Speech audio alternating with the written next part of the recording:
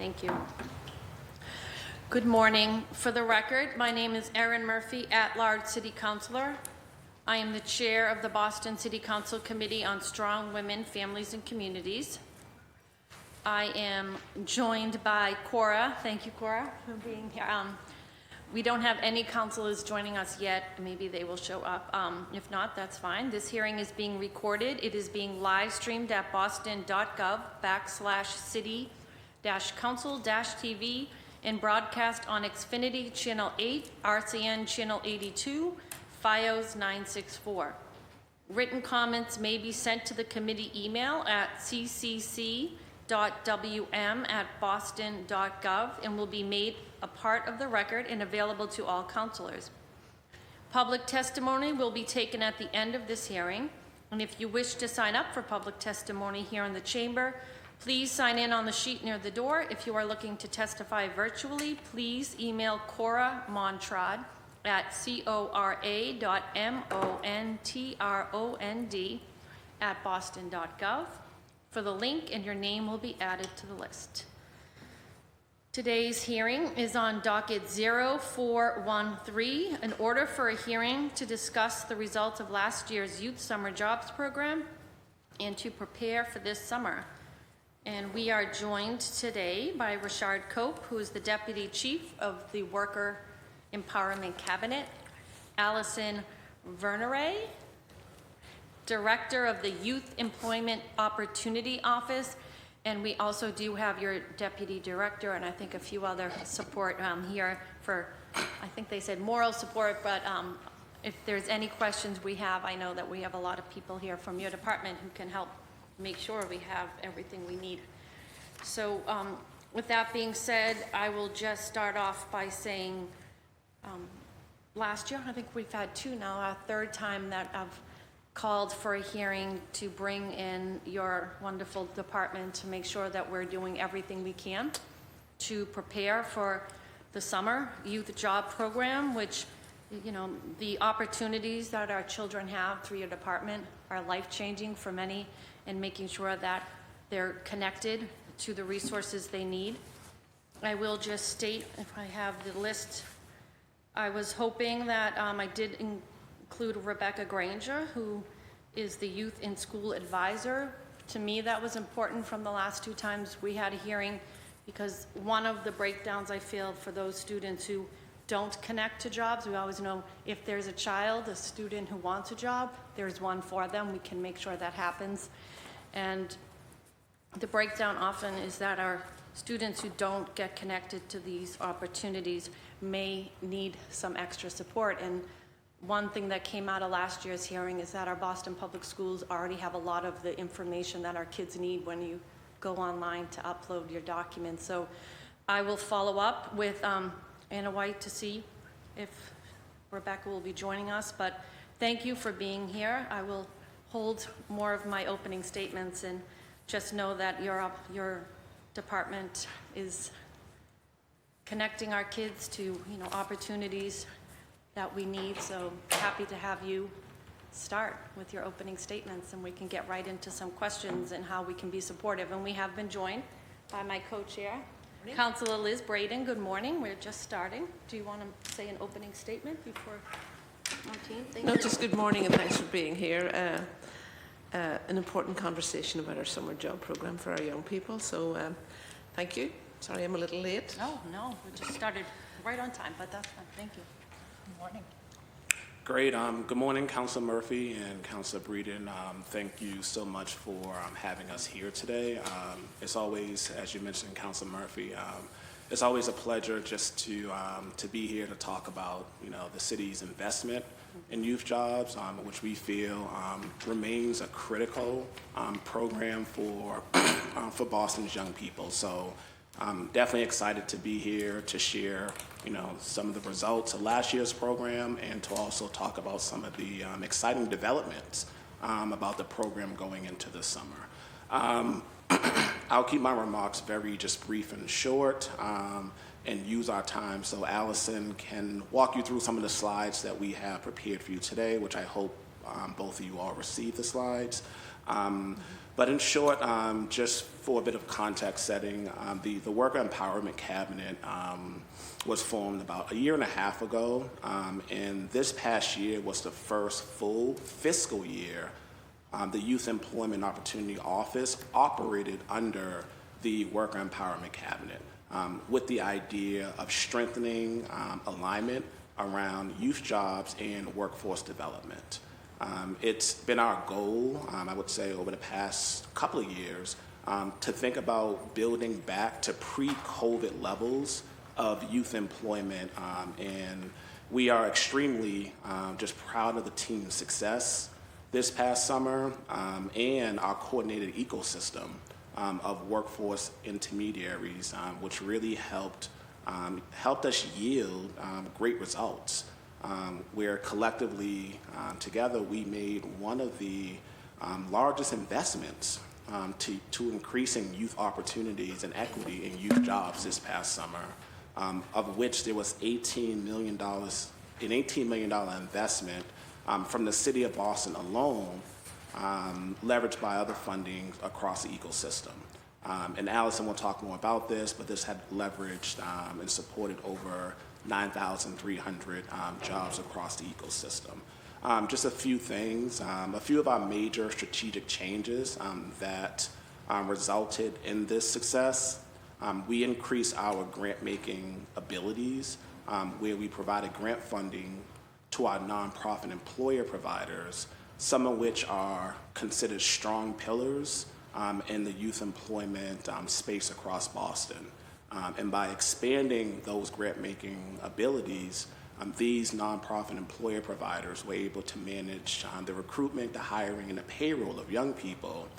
And this decentralized the approach and an increased autonomy and improve the selection and placement steps for young people to get into jobs. And then we also introduced the Boston Summer Jobs Higher Education Consortium, where young people held jobs on college campuses, engaging in learn and earn experiences.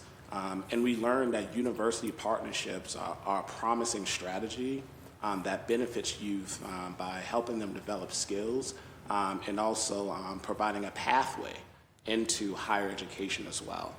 So there's been a lot of great collaborative work that has gone into the youth jobs efforts this past year, and as I mentioned, we are excited to continue to build on this success under Allison's leadership, where she has strong support from the cabinet, from the mayor's office, from our research team over at Northeastern University, from our stakeholders, and from our intermediaries. So I think with that, let's turn it over to Allison. Thank you. Wonderful. I have slides, but I don't know. Oh, yeah, we can. Can you resend it? Do you know? We can resend them, yeah. Oh, okay, okay, thank you, Denise. Okay. Well, while we're waiting for that, we have been joined by Councilor Weber. If you'd like to make some opening statements, and thank you for being here. Oh, I can help you do that.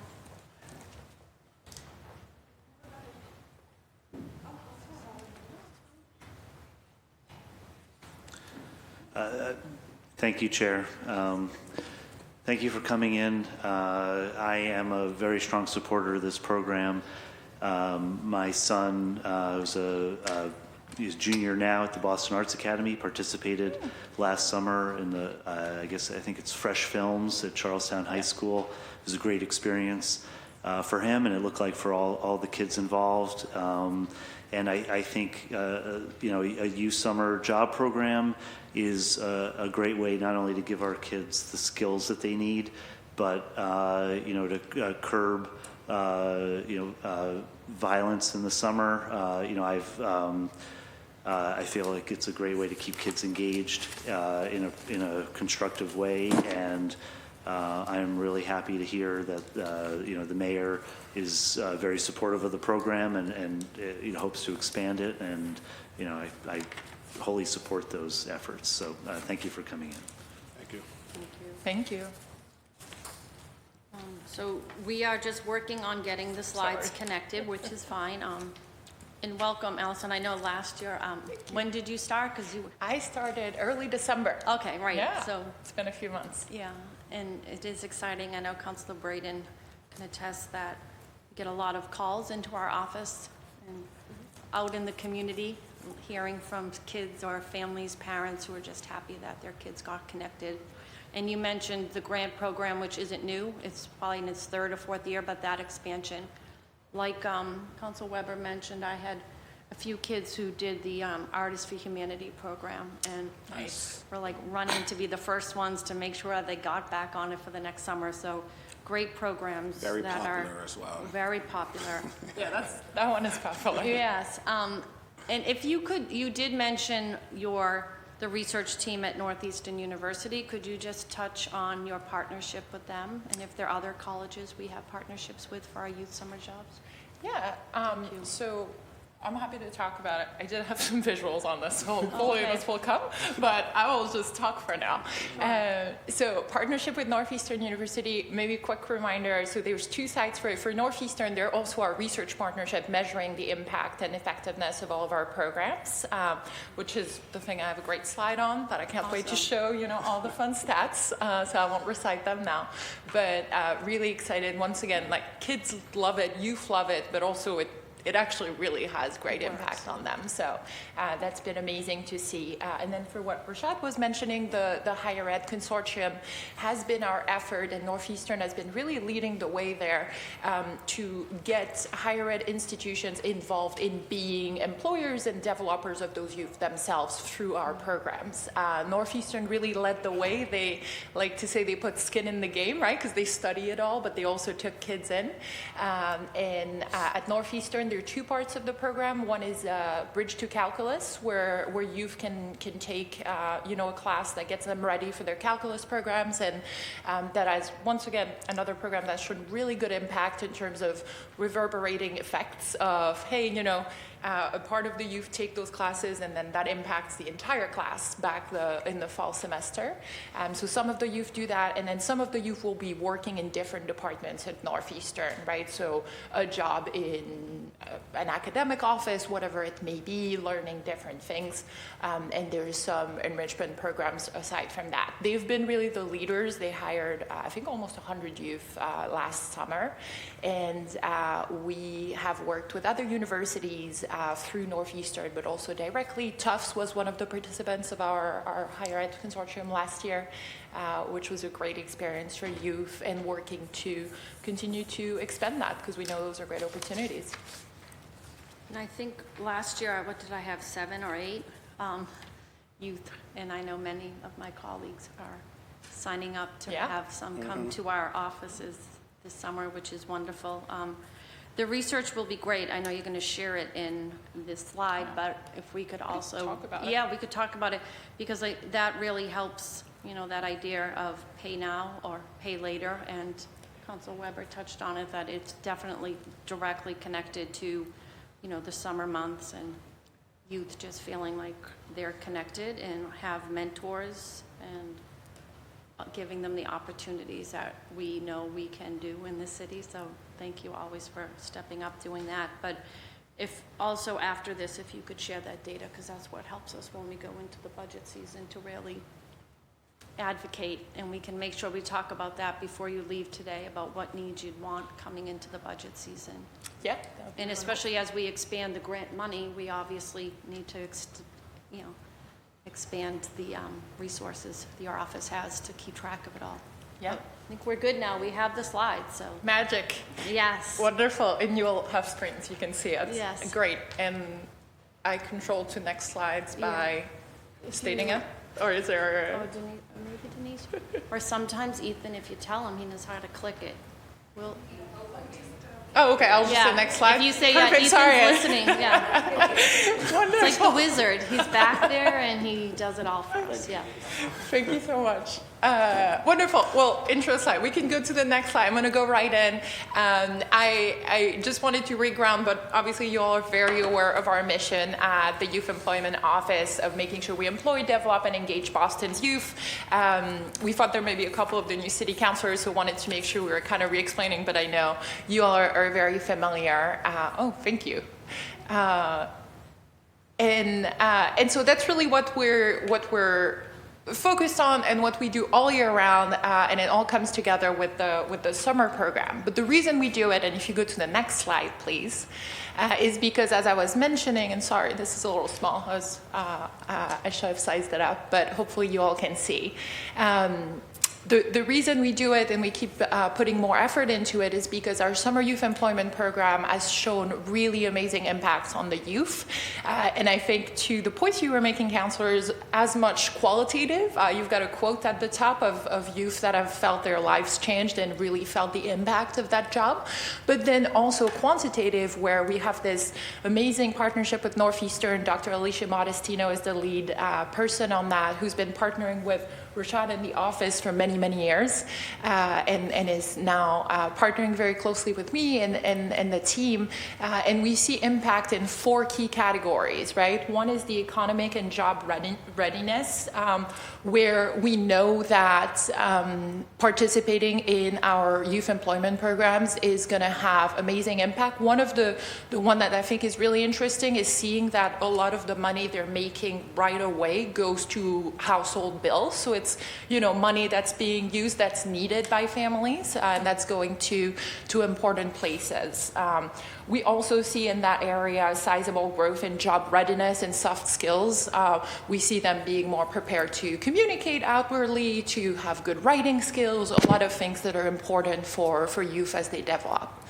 The second piece is around academic improvements and impact. The really big one here is an 8% improvement in the likelihood to graduate high school on time. So by having those jobs, they're then better set up for success in their high school times, and that's really, really powerful. We also see increased aspirations to attend a 4-year college or university. We were talking just a second ago about the Higher Ed Consortium and placing some kids in those environments as well, has been one of the paths we've taken.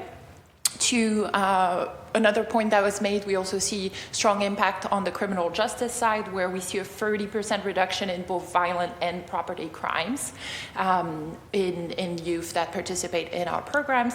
And then the last but not least, around inequality reduction, where we should see really strong improvements across job readiness, academic aspiration, and soft skills among specifically African American and Hispanic youth. We see them with a higher positive impact on a lot of those metrics, which is amazing to see.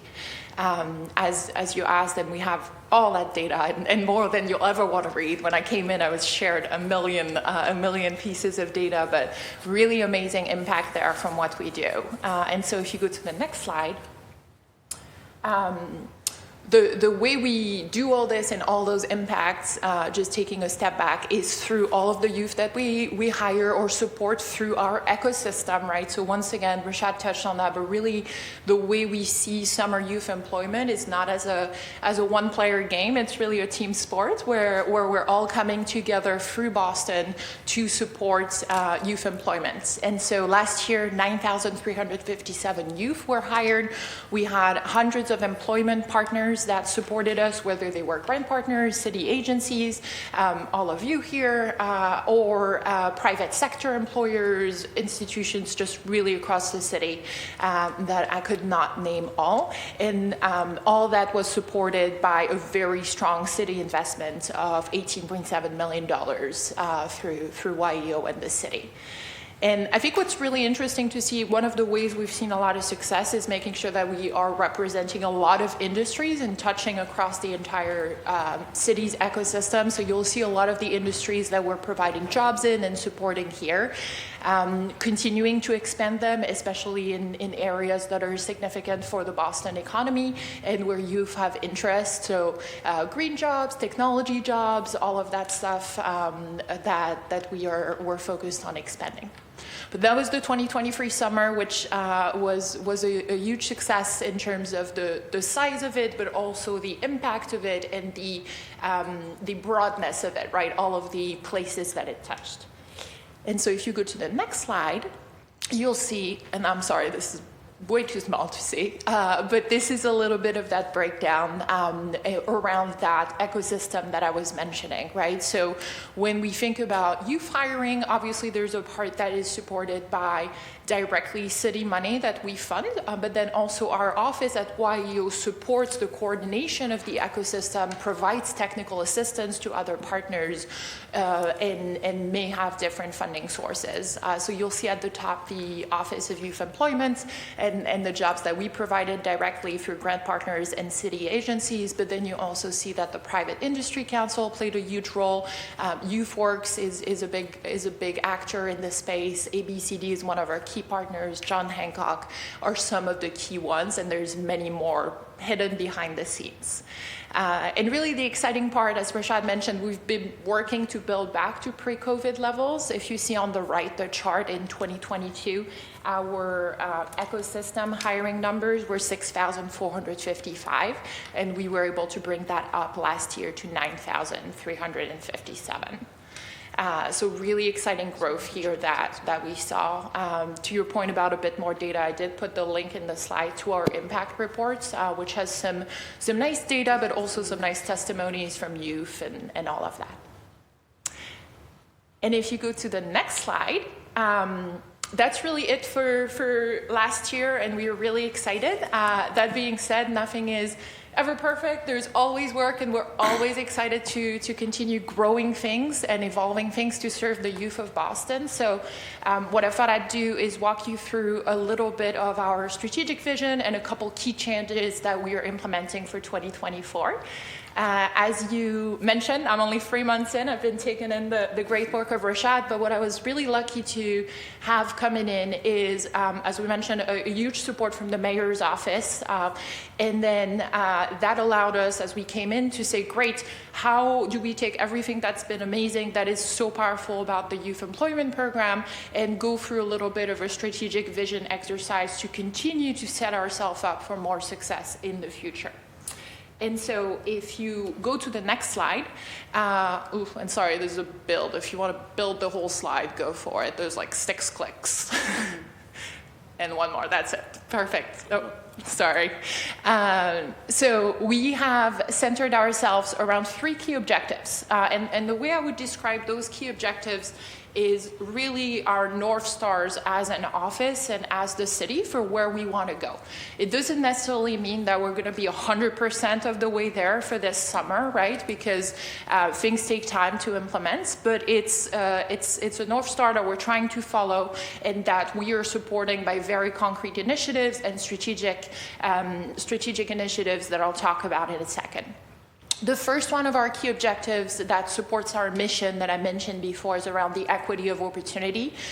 We saw before that the impact of our program is really great on Boston youth.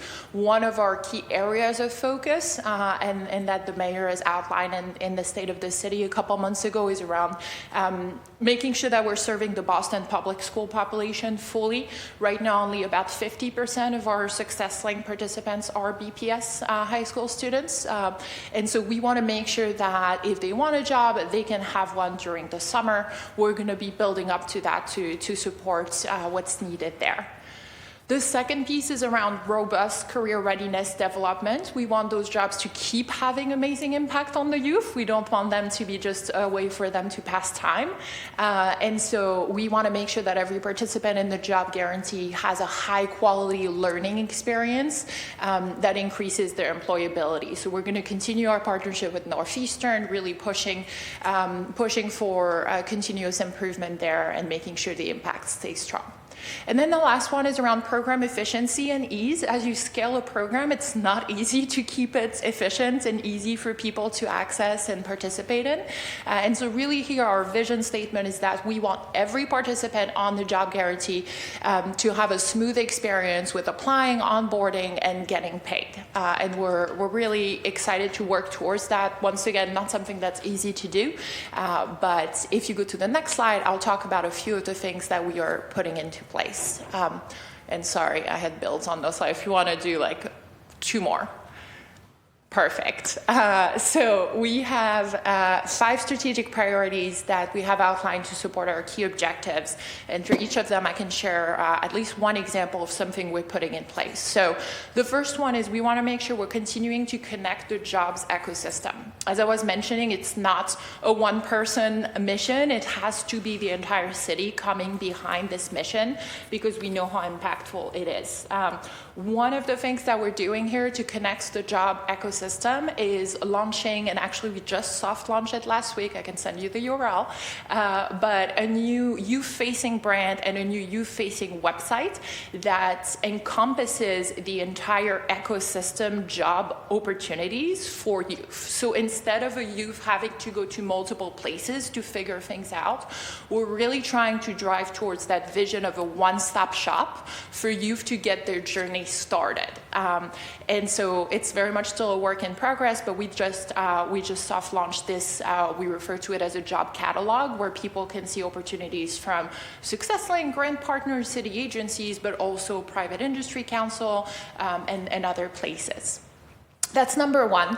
The second one is we want to make sure we're continuing to be really intentional about our partnership with BPS. We've been working really closely. I've gotten to know them quite well in the past few months to make sure that BPS youth are getting all of the awareness that they need and all of the support that they need to be a part of our programs. As I mentioned, a lot of them right now are not yet, and so we want to make sure they at least get the opportunity. One of the example of something we're doing there for this strategic initiative, we are launching actually just this week some onboarding workshops at BPS to help them with the applying, looking for a job, onboarding, finding the paperwork process within a couple of schools. We're running it as a pilot. It's going to be studied by Northeastern in the hopes of scaling it in the future. The third thing that we're doing is we're recognizing that while we've had amazing success, we need to continue to grow opportunities. And we think one of the really good ways to do that is to drive growth in private sector opportunities. So we are working really hard to get more private sector companies to step up and to be involved in supporting the youth of Boston. We know a lot of them have been, coming back to the office, able to support more of those programs. So we are doing a lot of outreach to them, working in partnership with the Private Industry Council, who provides a lot of the internships in the private sector to grow numbers back to pre-COVID level, but also bring in new employers from new sectors to really be a part of that ecosystem. The fourth strategic initiative is around optimizing processes for subsidized jobs. So that goes to that concept of, hey, it should be easy to apply, it should be easy to onboard. And we know with subsidized jobs that as the city, we have a central role to play. Here, as Rashad mentioned, we had expanded the grant-making process. One of the things that's happening this year is as the cabinet is moving under the city's umbrella fully, we are streamlining the grant-making process even more, working with Casey Brock-Wilson in the procurement office to make sure we're leveraging the city's policy for our grant-making process fully. So that's one thing we're doing. And then on the other side, for our city agency jobs, we're working on optimization of communication with the youth through their onboarding process to really support them in getting through it. And then the last thing that underlines all of our work, and that is one of our strategic priorities, is making sure we keep putting equity at the center of everything we do. In the end, we want all Boston youth to benefit from our programs.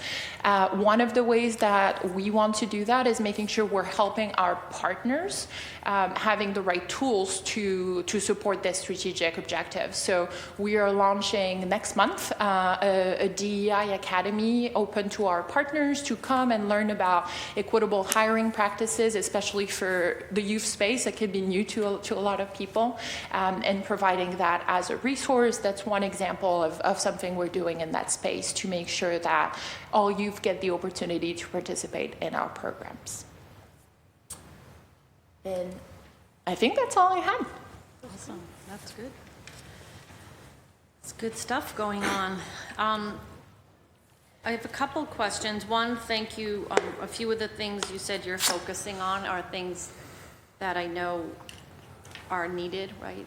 Like last year I saw that for kids, it was the onboarding, or for us on the other end who were taking kids, like support to make sure that we were getting their timesheets in time, and knowing that you're investing in a new system for the kids to log on, because a lot of people thought it was pretty archaic or trying to navigate through. So any way we can support, making sure you have the funding and have the tools you need. Because I do think our youth today, right, if they can navigate it themselves, they'll probably be more likely to be engaged and share it with their friends before they, talk to their families about it.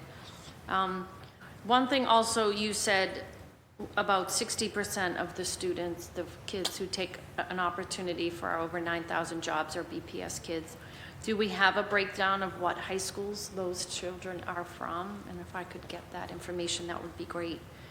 And you mentioned that you're piloting with Northeast and helping, going into a few schools to work through the onboarding and all. Is that for students and teachers and administration, or for students only to show them? Yeah, so we're focused on students for our pilot. We're partnering with CTE programs, and it's going to be fairly small scale to start to make sure we can get it right. It's going to be focused on students, but people can be in the room, right, as we're doing that. In parallel, though, separate to this initiative specifically, we do have another initiative this year where we are doing sessions for guidance counselors in most of BPS schools to make sure that they're up to speed with how do things happen, what do they need to do, all of that stuff.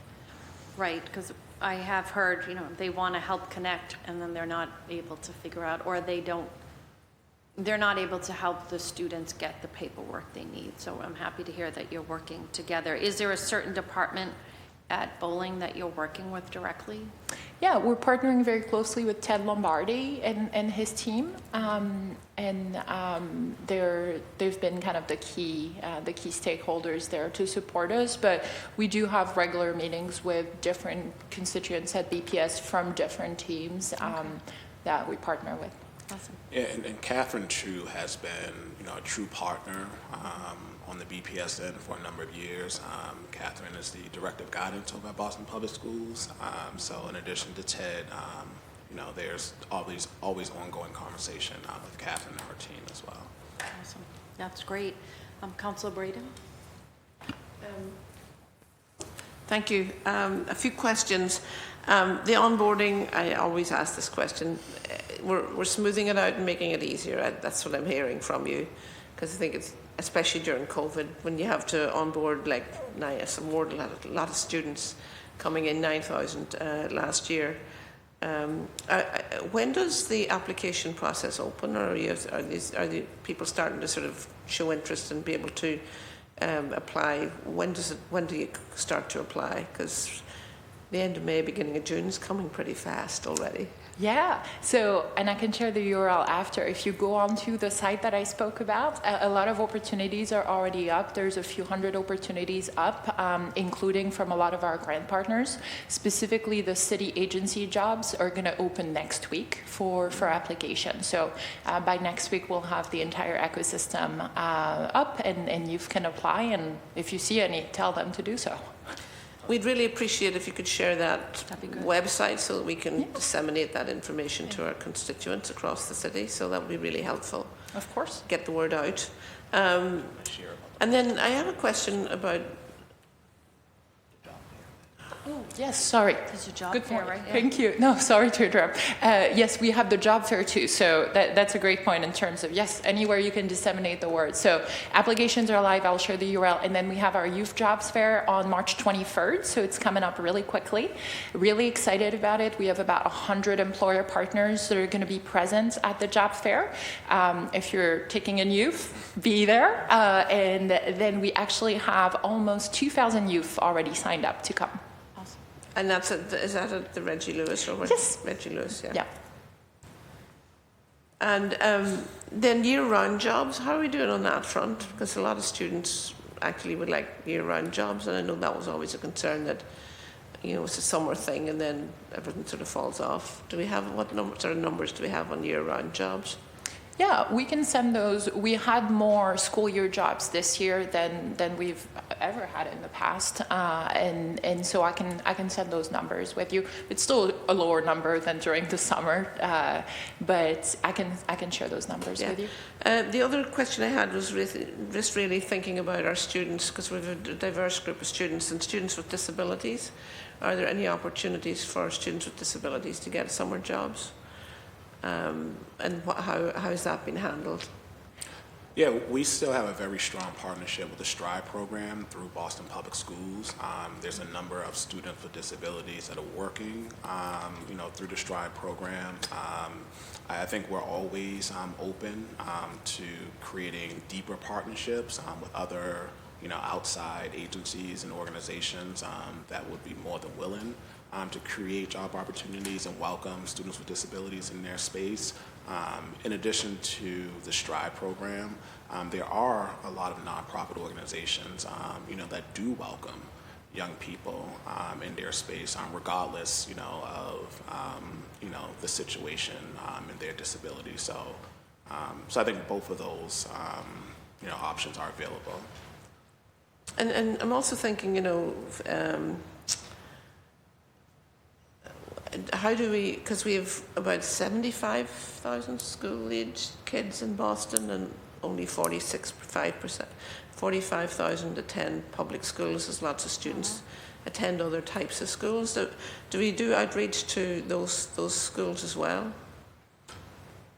And, to try and reach all of our students, who, if they go to Medco or they go to a charter school or they go to Yeah, there's intentional engagement with all of the Boston charter schools, MECO schools, and private schools as well. And I think year-round jobs, onboarding, I think those were all my questions for now. Thank you. Thank you. Councillor Weber? Thank you, Chair. Most of my questions were already asked. I guess in addition to data on the schools that the kids who the schools that they go to, I was wondering if we can get any more detailed, like demographic data. What neighborhoods they live in, race, gender, that kind of thing. Just to make sure it's equitably being used and can be accessed. In terms of, you mentioned the application process. I do know from my family's experience, I think my son didn't even, had thought about a job between freshman and sophomore year, and we were stymied by the application process. But so I don't know what you've seen and what is there anything specific that you're looking to change? Yeah, so the first thing that we're doing that I was mentioning is through this job catalog and site, we're putting it all in one place, right? So now if you're thinking about, maybe I want to work here, maybe I don't want to work here, you don't have to go to 10 different places to kind of see that. So that's really the first step that it was for us, was to bring it all in one place. For simplifying the application process. Then we're working with a few of our intermediaries and grant partners as well to simplify the application process as much as possible. So, for example, this year we sent out a recommended template so that, things are similar across different applications. So if you filled one, it's a little bit easier for you to fill the next one, would be one example there.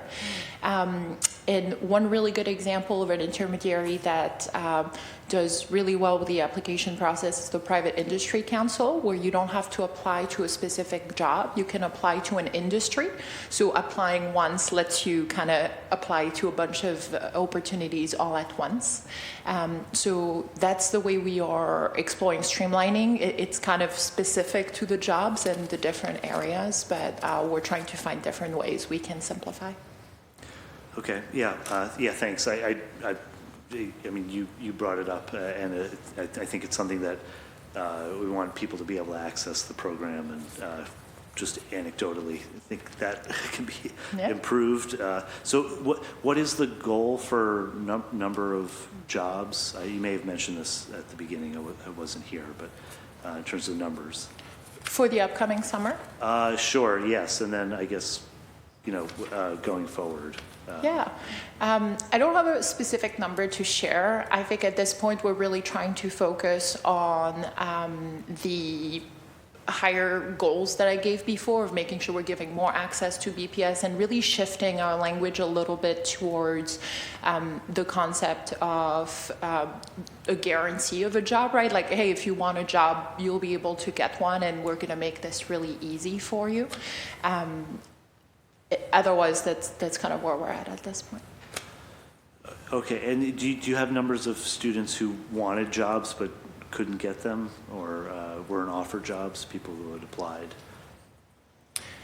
So last year, we tracked through all of our SuccessLink data, some information there that I can follow up with you on. So we have some information. The way we've been trying to size it is mostly through, what's the population of youth in Boston? What are the BPS population of the age that we're serving for our programs, and making sure that we're over time scaling to make sure we can serve that.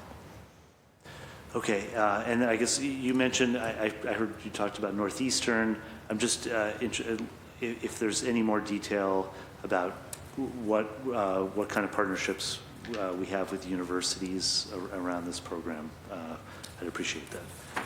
Yeah, absolutely. I can give you the list of schools that are participating in our programs if that's helpful. But for the most part, it's going to be a similar system or one of the two versions of what Northeastern is doing, which is either providing a class as a paid opportunity for the summer in addition to some enrichment services, or providing a job on a university higher ed institution campus so that they are in that environment, but then also providing enrichment services and career development at the same time. So they're going to fall within one of those two categories at a very high level. Like I mentioned, we had Tufts last year. That was a big partner in addition to Northeastern University. Boston Architectural College was another one of those, to give an example. And we can send you the list of the participating ones. Okay, thank you. Back to you, Chair. Thank you very much. Thank you, Councilor. Just one clarifying question, the age range, because I know we've spoken before about expanding it, especially during COVID, if it needed to go higher, but is it 14 to 18 now? What is the age range for students who can apply for jobs? Yeah, so the key population that we serve is 14 to 18 years old. And then we do have in our program what's called youth leaders, who are going to be 19 to 24. That's definitely not the primary population we serve. It's a much smaller number. But And how many opportunities do we have for the youth leaders? for the youth leaders, I can share the exact number with you. Within the jobs that we support at the city, it's probably like going to be 20% of what you'll see for the 14 to 18. Okay, no, that's helpful. This was helpful. I'll just check, do we have any public testimony? I will read, we have a letter of absence from our colleague, Councilor Fernandez-Anderson, that I will read into the record. I am writing to inform you of my absence from the Strong Women, Families and Communities hearing scheduled for tomorrow. She wrote this yesterday at 10 a.m. Unfortunately, I will not be able to attend the meeting. I would like to express my gratitude for the collaboration with SuccessLink and commend the great work being done. I am particularly interested in reviewing the footage and look forward to catching up on the discussion and outcomes of the meeting. Thank you for your attention to this matter, Councilor Tanya Fernandez-Anderson of District 7. And just happy that we were able to get together. I know that we will share out the job fair and looking forward to that link, because I do agree. Councilor Weber said when I was trying to help some students in the past, the onboarding was daunting, discouraging. I was thinking, hard, and many students were like kind of shied away if they felt like it was overwhelming. So any way we can help make sure that you have the resources you need in your office to get that smoother for our families, our children. But does anyone have any other questions? Just in terms of the onboarding process, what documentation do students need to bring? Like any onboarding process, what do they need to bring? Again, try to make it as simple as possible, but what sort of things they have to bring to for their application? Yeah, I'm glad you asked. We actually, as part of the site, made like a very clear onboarding checklist and onboarding steps that students can follow. So that's going to be, I think, a great reference for anybody who is asking. We've tried to make it really clear what they're going to need, especially depending on their age. So, you know, if you're 14, 15 with the worker's permit, you need a signature. There's a little bit of nuances there. And so it's all really clearly outlined. And then we have a checklist. And all of that is on the site that I'll share right after. And because it's on the site, it's also translated in all of our 10 languages, so as accessible as possible. Because I think that's a skill in itself. Like that's a life skill from going when you go into adult life to apply for a job, is getting all your documentation, bring your packet with you, you know. So that's all good stuff. So making it easier for folks to understand what's needed, so they don't have to come multiple times or work at it. And Council, one important ending note, I know that we're asking for numbers going into the summer. It's important to also understand that Allison is working very closely with the Office of Budget Management, you know, to make sure that we are solidifying what the budget's going to look like going into this summer. So as that process unfolds, you guys are very aware of that process. There will be some numbers that are a little bit more solidified. So just want to call that out as well. And the other question I had, just in terms of payment, like if our students are unbanked, like how do they get paid? Yeah, we also have new resources around that. And actually, sorry, not quite answering your question, but I'm really excited. At the job fair, we're going to have 3 banking partners who've agreed to help us bank youth, including some that are opening up to doing non-custodial accounts for younger youth. So we're really, really excited about that. So one of our goals is to help get those youth banked, and so that they don't have to deal with, you know, depositing a paper check in a place where they're going to be paying a fee and not in a good position. So we've put really big effort into that. We have a specific FAQ page on our new site about that, so the youth can see their options. And then we're going to have three banks present at the job fair in a couple weeks as well to help do it. Some of them are even going to try to do some starting the banking on site on the 23rd. Because you're working on financial literacy as well. That's another life skill that's important. For sure. Very good. Thank you, Madam Chair. No, thank you. And on that too, happy to hear about the banks, but will BPS be present there also? One of the things that came out of last year's meeting was a lot of the onboarding documentation is documentation that BPS already has, if it's a birth certificate, if it's, you know, immunizations, and partnering somehow to work with, you know, the nurse's office or the guidance department at schools to help kids get copies of their paperwork that would be needed, which we found out is a big barrier for kids who don't continue through the process when they're applying. Yes, absolutely. That's part of that kind of being intentional about partnering with them. So we are spending more time with them. We're leveraging also private industry councils, career specialists who are present in school to support the youth. And then, as I mentioned, we have a couple initiatives directly with the career counselors in the schools to help support some of our efforts. Awesome. No, that's great. And was there anything else you wanted to share about your GREE program? No. We're excited. No, we are too. No, thank you.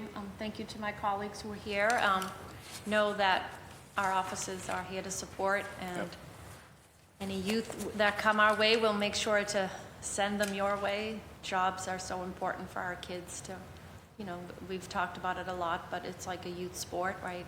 It's not just the pay that is wonderful and that responsibility, but also the friendships they make and the skills, social skills they have are great. So with that being said, this hearing is adjourned. Thank you. Thank you. Thank you.